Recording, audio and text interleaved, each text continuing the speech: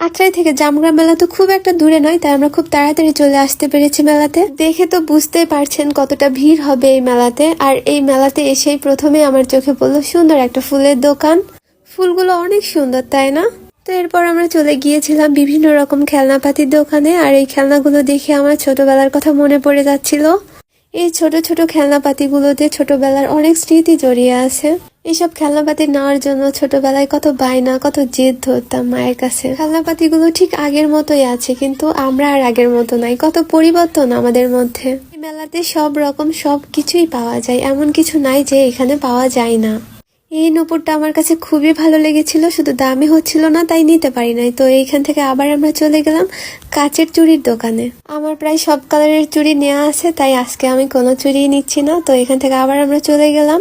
আর এইখানে এসে দেখি কত সুন্দর করে, কত নিখুঁত ভাবে, কত যত্ন নিয়ে জিলাপিগুলো ভাজতেছে। অনেক সুন্দর, তাই না? তো এরপর আমরা চলে গেলাম এই মেলার মূল আকর্ষণ বিভিন্ন রকম রাইডের কাছে।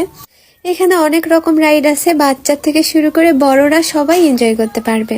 তো পুরো মেলা ঘুরে ঘুরে অনেকটাই ক্লান্ত লাগছে, কিছু খাওয়া দরকার, তাই আমরা চলে গেলাম ফুচকার দোকানে।